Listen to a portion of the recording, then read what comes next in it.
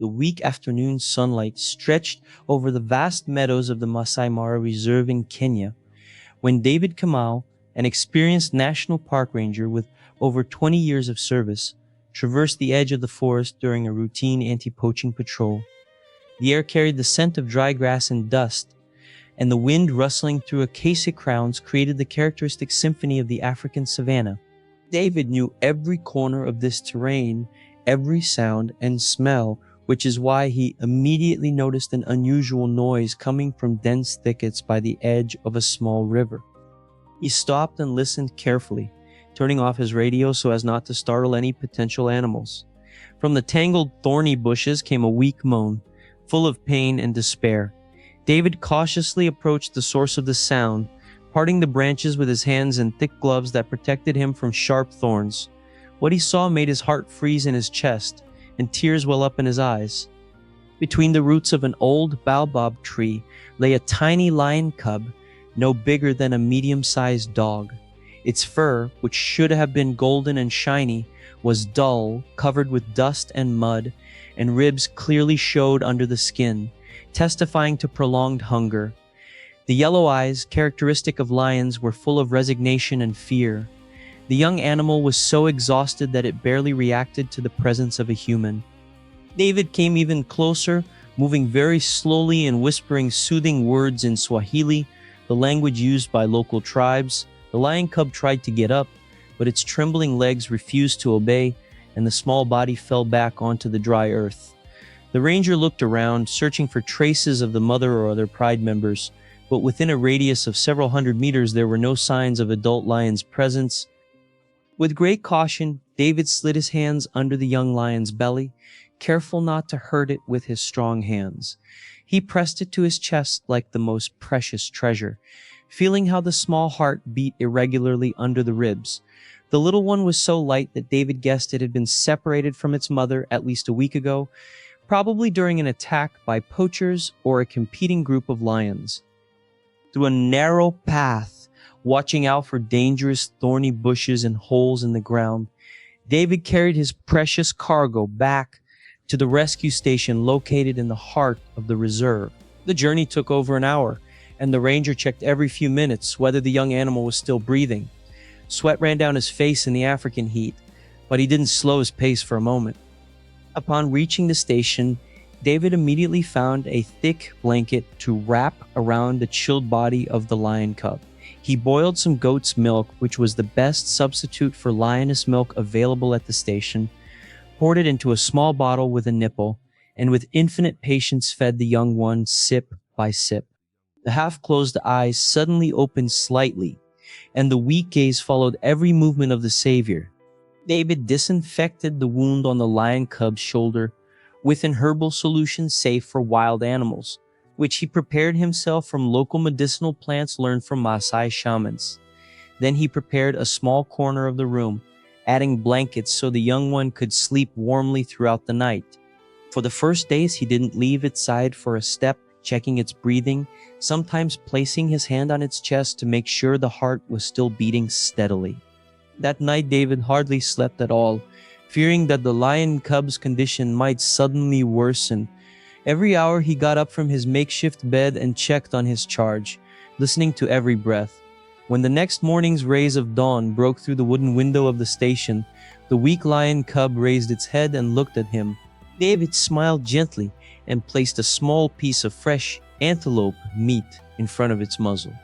The animal slowly bit off a piece and swallowed it carefully. On the third day, the young lion's strength improved significantly. It could already stand, though unsteadily, and take a few steps around the room. David began letting it out onto the veranda, allowing the morning sun rays to dry its fur and warm its body. Each night, the lion cub curled up in a ball at David's feet, as if seeking safety, and he felt every breath, reminding him of the bond that was just forming. Quiet purring escaped from its throat when David gently scratched it under the chin, a rare sign of trust from a wild animal. From that moment, David knew that the young lion considered him part of its world. He decided to give it the name Nia, which in Swahili means purpose or intention, because he felt that fate had caused their paths to cross.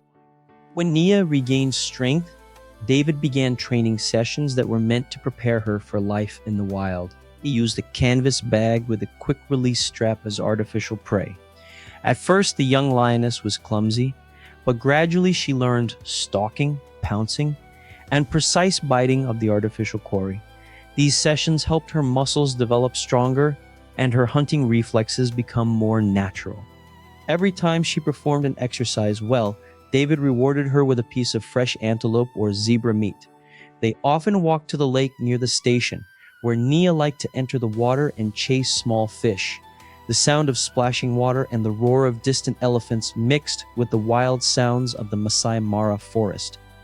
One morning, when Nia was about 6 months old, she roared for the first time, young but full of life.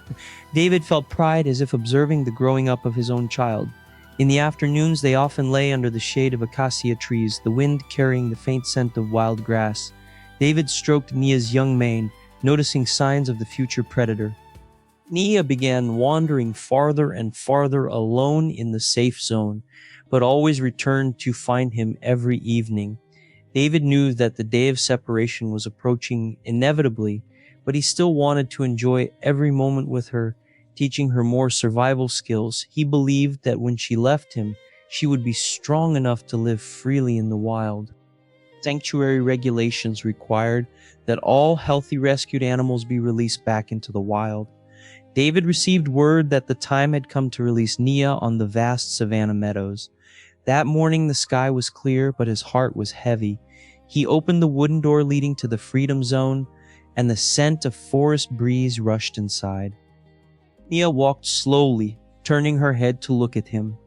Her eyes seemed to ask a question. David nodded slightly and said quietly, "Go, I'm ready." She took a few steps forward, and then suddenly ran back and hugged his leg one last time.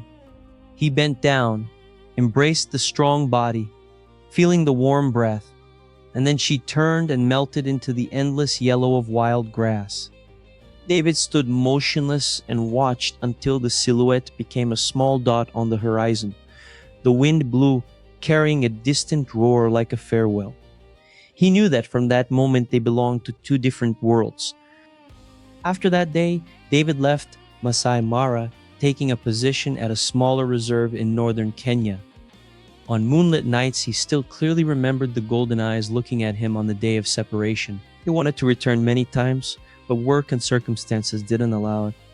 Whenever he heard news about the lion population in Masai Mara, he searched for mention of her. Press reports sometimes spoke of a mature lioness dominating a fragment of the savanna. David always wondered if it was his child from years ago. He kept their shared photo in a worn leather wallet. The longing was both warm and painful, like a thread connecting two souls. He didn't know if he would recognize her if he met her again, but his heart never stopped hoping. In the 5th year, David was invited back to Masai Mara to join a lion research project. He stood on the bank of the Talak River, listening to birds calling to each other in the afternoon light. From afar, a large lioness with a slightly tattered mane slowly approached him. Her eyes focused on him, making his heart beat stronger.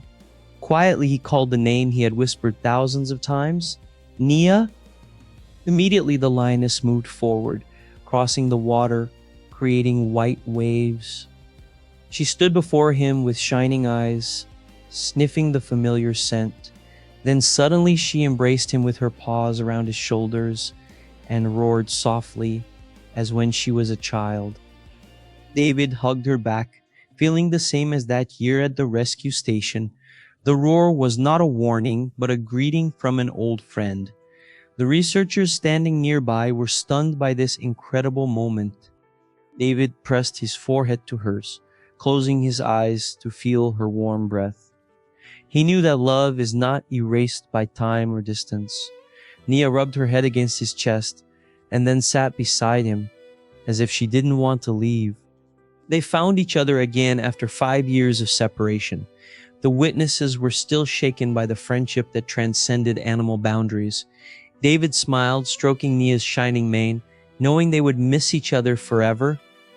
On the bank of the Talak River, man and lion sat beside each other, as if there had never been a day of separation. This story became a legend among local guides and researchers, proof that bonds created in love and care can survive everything, time, distance, and species differences. David and Nia showed the world that true friendship knows no boundaries, and hearts connected in difficult moments remain bound forever.